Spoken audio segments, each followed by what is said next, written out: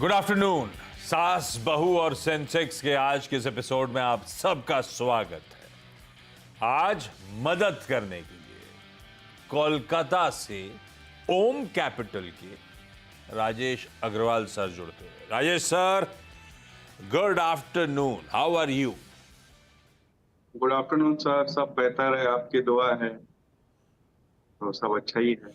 एक बात बताओ, मार्केट भी अच्छा है। हम मार्केट बहुत बढ़िया हो हाँ, रहा है। आप आज आ गए, अभी वीकेंड स्पेशल कैसे होगा? दोबारा आ जाएंगे सर, आप हुक्म तो करो।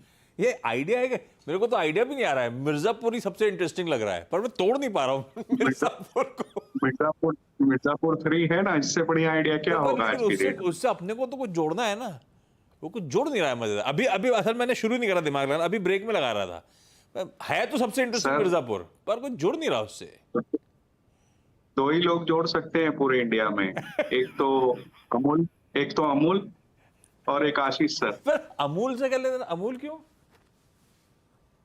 क्योंकि आप देखो, अमूल का कोई भी ऐड एकदम करंट इवेंट पे आ जाता है, कैसे भी ओ बना यस के यस उनका यस, परसों से इंस्टेंटली चलता है। ओवरनाइट होर्डिंग तक लग जाती है उसकी करंट ओवरनाइट इवेंट्स आता पे। गजब है वो तो, वाकई गजब। खैर, राजेश सर से बातचीत शुरुआत करेंगे, सब मार्केट आपकी क्वेरी सब सॉल्व कर पाएंगे, लेकिन पहले हम तक रीच आउट करने के तरीके। भाई, सास बहू और सेंसेक्स में अगर आप शिरकत करना चाहते हैं, अपनी क्वेरीज रेज करना चाहते हैं, तो प्लीज तमाम सोशल मीडिया प्लेटफॉर्म्स, एक्स हुआ, थ्रेड हुआ, इंस्टाग्राम हुआ, इनसे आप रीच आउट कर सकते हैं, या फिर चाहें तो वो हमारा व्हाट्सएप नंबर आपकी स्क्रीन पर आएगा, उसके थ्रू रीच आउट करिए। पर सवाल भेजिए, पिंग करिए, रीच आउट करिए, तभी फिर किसी दिन हम और आप मुलाकात कर रहे होंगे इस प्लेटफॉर्म पे, इस शो में। मार्केट्स ठीक है, राजेश सर ने हाईलाइट कर ही दिया, मार्केट भी बढ़िया है, कोई कंप्लेंट नहीं यार। एक ऑफ डेज हाइज कहने वाले कहें, लेकिन 1/4% मजबूती, नए रिकॉर्ड उच्चतम सर रोज जड़ रहा है, बढ़िया गेन्स, मोमेंटम इंटैक्ट है, कोई ना कोई पॉकेट सपोर्ट करने आती है। कल एचडीएफसी बैंक और बाकी बैंकिंग स्टॉक्स थे, आज के कंट्रीब्यूशन प्लेट में फिर कोई आईसीआईसीआई बैंक चमक रहा है। क्या वेटेज और क्या मूव है उस स्टॉक में, दिखाइए जरा आज का निफ्टी का वेटेज। ये देखिए आप, आईसीआईसीआई बैंक आज 2% के उछाल, कल भी चल रहा था, ऐसा नहीं कल नहीं चला, आज इस तरह का मूव आईसीआईसीआई बैंक डिलीवर कर रहा है। इन्फोसिस, एचसीएल टेक, टीसीएस उसके साथ खड़े हुए आपको नजर आएंगे। रिजल्ट सीजन से पहले अगले हफ्ते के सेकंड हाफ में आईटी रिजल्ट शुरू हो जाएंगे, उससे पहले देखिए क्या एक्यूमुलेशन चल रहा है। वीक टिल डेट ही आईटी स्टॉक गजब करे हुए हैं और आज भी बढ़िया बाइंग है। एचसीएल टेक निफ्टी का टॉप गेनर है, कंट्रीब्यूशन में दिखेगा नहीं आपको क्योंकि उसका वेटेज नहीं है। जिनके हैं वो सब स्क्रीन पे नजर आएंगे आपको। ये देखिए क्या मूव्स आ रहे हैं, इन सब में जोड़ दीजिए कोई भारतीय एयरटेल, कोई रिलायंस इंडस्ट्रीज का तड़का, मतलब ये फायरिंग ऑन ऑल सिलेंडर्स। ये देखिए भारतीय एयरटेल, और भारतीय एयरटेल पिछले कुछ सेकंड्स में मूव कर गया है। दिखाइएगा जरा एक मिनट भारतीय एयरटेल, एक आपने वो दिखाया था वो स्पाइक भारतीय के साथ, एक मिनट वोडा दिखाइएगा। ये भारतीय अकेला उछला है क्या पूरा गांव मूड में आ रहा है? वोडाफोन आइडिया दिखाइएगा, चला चला सब चले। रिलायंस इंडस्ट्रीज रखिएगा अपनी स्क्रीन पे, वो कंट्रीब्यूशन प्लेट तो दिख ही रहा था। नहीं, रिलायंस में तो खैर पहले से जैसा मूव था वैसे ही है, बाकी दोनों टेलीकॉम। ये स्टेबिलिटी कल भी आई थी, वोडाफोन आइडिया कल 2.5% ऊपर था मेरे ख्याल से, और ये सब पेन आया था जब वो खबर पे बिकवाली शुरू हो गई थी। क्या खबर थी? टैरिफ इंक्रीज करने की। उसके बाद से ठंडे पड़े थे और कल से हालात सुधरने शुरू, और आज एकदम से बढ़िया एक्यूमुलेशन हो रहा है। और इस समय की हाईलाइट है भारतीय एयरटेल, जो अचानक बहुत बढ़िया मूव 1.25% के आसपास के गेंस के साथ ट्रेड करता हुआ। खैर, ऐसे बातचीत चलती रहेगी। राजेश सर, क्या कर रहे हो मार्केट्स में आप? ये समझ में नहीं आ रहा है, मोमेंटम बड़ा स्ट्रांग है पर लॉजिक के थोड़ा सा परे होता जा रहा है, तो ऐसे में जो है उसी के साथ राइड कर रहे हो आप, या आप अभी भी फ्रेश खरीदारी कर रहे हो, कैश लपक डिप्लॉय कर रहे हो? क्या हो रहा है बाजार में, आप लोग कैसे अप्रोच कर रहे हो? देखिए, मार्केट की ऑलवेज ये क्वालिटी रही है कि वो कई बार लॉजिक से परे हो जाता है। ट्रू। जब गिरावट आती है तो भी लॉजिक से परे हो जाते हैं। शेयर जो 100 रुपया वैल्यू होने चाहिए वो 20 रुपए में मिलने लगते हैं, और जब तेजी आती है तो 20 रुपए वाला माल 100 रुपए में बिकने लगता है। तो समटाइम्स लॉजिक डिफाई हो जाते हैं, बट लॉन्ग टर्म में फंडामेंटल्स जो है वो हावी रहते हैं। और अभी भी आप समझो, इतनी तेजी हो गई है, निफ्टी नए हाईस रोज दिखा रहा है। वो पुराने जमाने में जैसे मारुति का ऐड आता था ना, इसका तेल खत्म ही नहीं होता है, तो वैसे ही निफ्टी का भी अभी तेल खत्म नहीं हो रहा है, ये चलती जा रही है। तो ऐसा नहीं है कि इसमें कुछ स्टॉक्स ऐसे नहीं है जो आपको अच्छे वैल्यूएशन पे आज भी मिल रहे हैं। जैसे फॉर एग्जांपल अगर लार्ज कैप की बात की जाए तो आपको एचडीएफसी बैंक आज भी बहुत सस्ते भाव पे। हालांकि 1400 रुपये से ऑलमोस्ट 1700 रुपये आ गया है, लेकिन मैं समझता हूँ आज भी बहुत सस्ते भाव में। लॉन्ग टर्म के लिए आपको रिलायंस अच्छा बैठता है। मिड कैप में जाओ तो जियो अच्छा है। बहुत सारे ऐसी मिड कैप की कंपनियां हैं जो इस वक्त समय के अभाव से ज्यादा डिस्कस नहीं किया जा सकता, लेकिन है इस वक्त भी। आपको अगर खोजने निकलो तो आपको 10-20 कंपनी अपने पोर्टफोलियो के लिए मिल ही जाएंगी जो आप लंबी अवधि के लिए रख सकते हैं। कुछ बढ़िया स्टॉक्स तो हाईलाइट कर दिए, पर मैं मान के चल रहा हूँ राजेश सर के पास एसबीएस स्टॉक पिक्स में कुछ और भी है, वो कुछ देर बाद चलेंगे। ये तो है ब्रॉडर मार्केट का जामा था जिसमें बढ़िया सी बातचीत हो गई है। वो वाकई आपने वो ऐड की बात करी, तेल खत्म ही नहीं होता मारुति का, तो उससे मुझे एक और याद आया। कोई आइकॉनिक होते थे, चुन्नू मुन्नू दे पापा दी गड्डी, वो भूले नहीं भूलता मुझे। वो क्यूट से दोनों सरदार पीछे बैठे और स्कूटर के पीछे स्टेपनी पे लगा हुआ है। याद है आपको बजाज का वो ऐड? जी जी, बिल्कुल बिल्कुल। आइकॉनिक एड्स थे वो। खैर, अपन ऐसी बातें करते रहेंगे। सवाल जवाब के सिलसिले की शुरुआत करते हैं। आज लखनऊ जाना है, मुंबई जाना है और भोपाल भी जाना है। शुरुआत मुंबई से। जो जो जुड़ चुके हैं वो स्क्रीन पे आएंगे। मैं कहा लखनऊ से लिंक अब तक इस्टेब्लिश नहीं हो पाया है। मुंबई से संतोष देवी जी। संतोष मैम अपनी तो मुलाकात हो चुकी है ऐसा लग रहा है। आप 3-4 बार आ चुकी हूँ। देखा। संतोष मैम कैसे हो? बस फर्स्ट क्लास। और लास्ट टाइम से आपके बीच में पोर्टफोलियो कैसा कर रहा है? बढ़िया कर रहा है? अच्छा कर रहे हैं। आपकी मुस्कुराहट बता रही है सब बढ़िया है। संतोष मैम, पहला सवाल राजेश सर के लिए कौन सा? HDFC लाइफ के लिए है, जो अभी लिए मैंने 601 में लिए हैं 1100 शेयर। अच्छी खासी क्वांटिटी। HDFC लाइफ अभी लिए मतलब लॉन्ग टर्म के हिसाब से लिए ना मैम? ट्रेडिंग वेडिंग का मन था, क्यों लिए? नहीं, दोनों करती हूँ मैं, ट्रेडिंग भी करती हूँ। तो HDFC लाइफ क्यों लिया? चल गया तो ट्रेडिंग, नहीं तो पड़ा रहने दूंगी, ऐसा? नहीं, ऐसा कुछ नहीं है, प्रॉफिट तो चाहिए होता है। नहीं तो फिर मतलब चलिए ठीक है, HDFC लाइफ लिया हुआ है भाई, हाल फिलहाल की खरीद है। राजेश सर, अपन फंडामेंटली लंबी अवधि के हिसाब से बात करते हैं। फैक्ट है कि इस लाइफ इंश्योरेंस स्पेस में सबसे बड़ा डट बन गया था, जबकि सबसे ज्यादा होप्स इसके साथ राइड करते थे। इसके सामने वो SBI लाइफ वगैरह क्या परफॉर्मेंस करके गए थे। कैसा लगता है आप 600 के आसपास HDFC लाइफ लंबी अवधि के लिहाज से? देखिए, HDFC लाइफ की बात की जाए तो पिछले साल पूरे FY24 में देखेंगे तो परफॉर्मेंस कोई खास रही नहीं। कई इश्यूज थे नए प्रोडक्ट्स के या मार्जिन्स वगैरह के, वहां से दबाव देखा गया। बट अब चूंकि कुछ टैक्स के भी नए चेंजेस आए थे, उस वजह से भी दबाव देखा गया था। बट अब चूंकि इन्होंने टायर 2 टायर 3 सिटीज में ज्यादा फोकस करने की बात करी अपनी मैनेजमेंट कमेंट्री में, और नए डिस्ट्रीब्यूशन चैनल्स वगैरह डेवलप कर रहे हैं। सबसे बड़ी बात है कि ये ऐसी लाइफ इंश्योरेंस कंपनी है जो ओमनी चैनल प्रेजेंट्स है, और HDFC बैंक जो इनके पेरेंट है, वहां से इनकी अच्छी कस्टमर बेस बनती है, वहां पे अच्छा ग्रोथ हो रहा है। तो मैं समझता हूँ अगर लंबी अवधि के लिए लिया जाए तो ये बेटर हो सकता है। शॉर्ट टर्म में मुझे ऐसी कोई उम्मीद इसमें नजर नहीं आ रही कि आपको बहुत अच्छे गेन्स मिलेंगे। इसमें आपको कम से कम 12 से 18 महीना रुकना पड़ेगा। बट इस स्पेस में अगर मुझे सबसे अच्छे स्टॉक को चुनना हो तो मैं समझता हूँ आज सबसे सस्ते वैल्यूएशन में LIC है, जहां पे आप चाहो तो ध्यान दे सकते हो। अभी घुसी है, बेहतर है कि उससे अगर इस स्पेस पे दाव लगाना तो LIC में दाव लगाएं। राजेश सर, ऐसा कह रहे हो आप? वहां से निकल जाएं? जी बिल्कुल। मैं अगर मुझे मेरे पैसे डालने होते तो मैं LIC में डाल। अरे यार संतोष मैम, अभी डाले थे अपन ने पैसे। आपके पास LIC ऑलरेडी है क्या संतोष मैम? नहीं, LIC नहीं है, लेकिन ये भी अच्छा 607 है।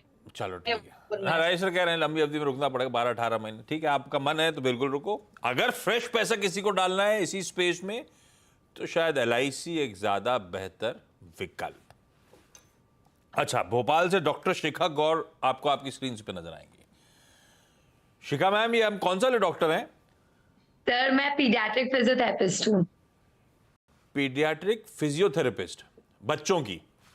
जी, ऑटिज्म, हाइपर एक्टिव किड्स उनके लिए। अरे वाह शिखा मैम, तो फिर कब से स्टॉक मार्केट से रूबरू हुए? कब से ट्रेडिंग वेडिंग शुरू हुई? इन्वेस्टमेंट कब से, वो जर्नी की कब शुरुआत हुई और कैसे हुई? सर, वैसे तो 2011 से हो गई थी, बट बीच में एक 5-6 साल का ब्रेक आ गया, तो अभी पोस्ट कोविड स्टार्ट किया है फ्रेश। और कैसे स्टॉक डिसाइड कर रहे हो आप? सर, वो चार्ट्स देखकर, कई बार मोस्टली चार्ट्स अरे देखकर। खुद ही सेल्फ स्टडी चलती है आपकी? हाँ, ऑनलाइन वीडियोस हैं और सर सीएनबीसी तो मेरा फुल टाइम आप चलता है। हॉस्पिटल में रहते हो तो कैसे सीएनबीसी देखते हो? नहीं सिर्फ आप 12 बजे तक तो मैं यहाँ देखती हूँ, फिर 12 बजे के बाद मैं आ जाती हूँ। कहाँ मेरा खुद का प्रैक्टिस कहाँ है? किसी हॉस्पिटल में है क्या प्रैक्टिस आपकी? मेरा खुद का क्लिनिक है, मानसरोवर में है, वो मंदाकिनी में कुलार। ओके। डॉक्टर साहिबा, पहला सवाल कौन सा? सर मेरे पास बजाज फाइनेंस सर्विस के 40 शेयर्स है at the rate of 1600 and Eiffel India है 50 शेयर्स एट द पहले रेट। चल, बजाज फाइनेंशियल सर्विस मतलब बजाज फिनसर्व की बात कर रहे हो आप, है ना? यस 1600 बजाज। पे 40 स्टॉक्स। ये क्यों लिए थे शिखा मैम? लंबी अवधि के लिहाज से लिए थे या ट्रेडिंग का मन था चार्ट्स देख नहीं के? लंबी ये कैश में लिए थे लॉन्ग टर्म के लिए। अच्छा, दोनों part of the portfolio, core holding भी है और कुछ ट्रेडिंग भी करते रहते हो आप? हाँ ये फ्यूचर्स core ऑफ है, लंबी अवधि के लिए भी। राजेश सर, बजाज फिनसर्व ये भी खरीद के भाव पे खड़ा हुआ है, कैसा लगता है लंबी अवधि के लिहाज से? बहुत शानदार कंपनी है। हमने कई बार इसमें बाय कॉल दी है आपके माध्यम से चैनल पे, और मुझे लगता है कि नई खरीदारी भी जो नए दर्शक देख रहे हैं वो भी कर सकते हैं इस स्टॉक में। ये बजाज फाइनेंस की होल्डिंग कंपनी है। इसके अलावा इनके दोनों इंश्योरेंस वेंचर्स की ये होल्डिंग कंपनी है। बजाज होम फाइनेंस है, एएमसी का लाइसेंस इन्हें मिल चुका है, एनआईएम्स अच्छे हैं, एसेट क्वालिटी अच्छी है। मैं समझता हूँ सारे पायदान पे खरी उतरती है। मध्यम से लंबी अवधि के लिए स्टॉक को बिल्कुल पोर्टफोलियो में रखना चाहिए। मध्यम से लंबी अवधि के लिए सही स्टॉक है, बढ़िया स्टॉक पे आपने दाव लगाया है मैम। अच्छा राजेश सर, आगे बढ़ूं उससे पहले कुछ स्टॉक्स आपने दिग्गज तो अपफ्रंट मेंशन कर दिए थे। एसबीएस स्टॉक पिक्स के लिए अब हम सबका जेनरिक सवाल रहता है, नया पैसा कहां डालें? एक बढ़िया सेफ साउंड अच्छी फंडामेंटल वाली कंपनी लंबी अवधि के लिए कौन सी दिख रही है या कौन सी दिख रही है? देखिए, सेफ साउंड का तो ऐसा है कि फंडामेंटल स्टॉक्स जो है लंबी अवधि में अच्छा रिटर्न दे सकते हैं, बट शॉर्ट टर्म में depends on market conditions as you know. तो इस वक्त मैं मिड कैप की एक कंपनी मोइल के साथ जाना चाहूंगा। अगर आप देखो तो स्टील का प्रोडक्शन देश में बढ़ता जा रहा है, जिससे सीधी सीधी बात ये होती है कि जो मैंगनीज ओर का कंजम्पशन है वो बढ़ता जाता है, और भारत की सबसे बड़ी मैंगनीज ओर की कंपनी मोइल है, और महाराष्ट्र और एमपी में इनकी माइंस है। करीब करीब 50% इनका मार्केट शेयर है। और जो ट्रिगर्स अभी हुए हैं वो ऐसा है कि मई में, जून में और जुलाई में, तीनों महीनों में इन्होंने प्राइस हाइक्स लिए हैं, जो कि आने वाले दिनों में रियलाइजेशन बेटर होंगे, नंबर्स में दिखेंगे। और एक बड़ा ट्रिगर इसमें ये है कि साउथ 32 करके एक वर्ल्ड की मेजर सप्लायर थी, जिनके कुछ हरिकेन वगैरह आने के कारण से, तूफान आने के कारण से उनके इंफ्रास्ट्रक्चर बर्बाद हो गए, और उन्होंने अपनी मैनेजमेंट कमेंट्री में क्लियरली अपने स्टॉक एक्सचेंजेस में वहां पे फाइल किया है कि जनवरी 2025 से पहले उनके ऑपरेशंस चालू नहीं होंगे। तो इस वजह से डिमांड जो है वर्ल्ड स्पेस में बढ़ती हुई नजर आ रही है, क्योंकि सप्लाई कम है और वहां से प्राइस थोड़े से टाइट रहेंगे। तो मुझे तो समझता हूँ कि 6 महीने 8 महीने के नजरिए से कोई स्टॉक में निवेश करता है तो 600 के टारगेट के साथ निवेश कर सकता है। MOIL manganese ore India limited, क्या मूव्स बने। और ऑफलेट इसने खूब तगड़े टैरिफ हाइक्स, प्राइस हाइक्स लिए थे अलग अलग ग्रेड के मैंगनीज ओर को लेकर, क्योंकि दुनिया भर में तगड़ी शॉर्टेज है। उसका भरपूर फायदा उठाया और क्वार्टर अपडेट कह रहा है 15% पिछले क्वार्टर में सेल्स बढ़ी और तगड़े रियलाइजेशन के साथ बढ़ी है। छाया हुआ ये स्टॉक। राजेश सर कह रहे हैं खरीदिए 600 के लक्ष्य के लिए। संतोष मैम, अपना अगला सवाल। मैंने यूपीएल पहले लिए थे 556 में, 578 में बेचे, लेकिन वापस 600 शेयर वापस ले लिए मैंने, तो उसका क्या है आगे? 556 में लिए थे, 576 पे निकाल दिए, 20 रुपए ऊपर। हाँ, फिर मतलब 600 वाला। अब ऐसा पूछता हूँ राजेश सर 574 वाला 594 कब होगा?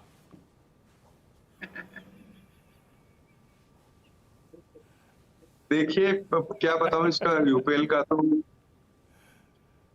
चौथी तिमाही के नतीजे बेहद खराब आए। 15% के आसपास की डिक्लाइन देखी गई रेवेन्यू में। कुछ कारण थे कि वॉल्यूम भी डाउन थे, रियलाइजेशन भी डाउन थे। ब्राजील में और यूरोप में खराब वेदर के कारण से वॉल्यूम में दिक्कत देखी गई।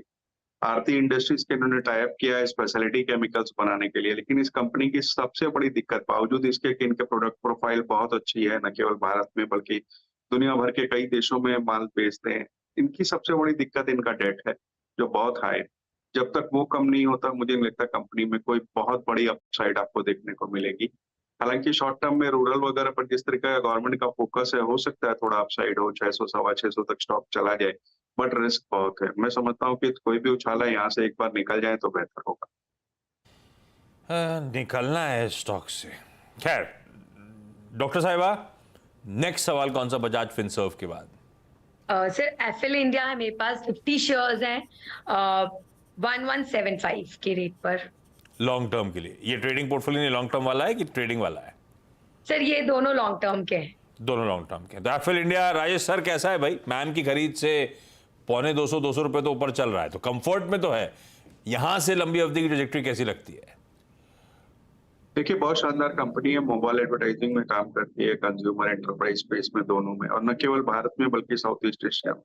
और हमारा ये अनुमान है कि दोनों ही जगह में, भारत में और साउथ ईस्ट एशिया में अच्छी बढ़त होगी, क्योंकि एक तो स्मार्टफोन की खपत बढ़ती जा रही है, इंटरनेट सस्ता हो रखा है, यंग पॉपुलेशन है, नंबर्स अच्छे आए थे।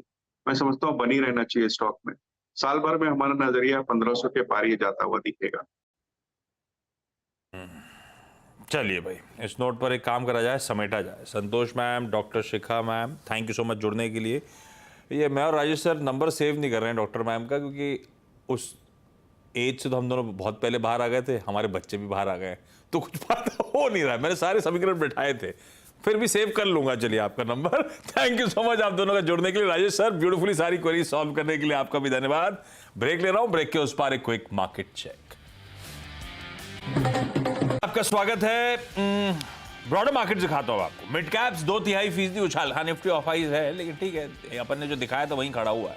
ये देखिए मिड कैप्स धीरे धीरे मूव पकड़ते हुए दिन के हाइस पे 2/3% का उछाल। और एक दिखाता हूं ब्रेथ आपको, 5:3 का रेशियो पकड़ लीजिए।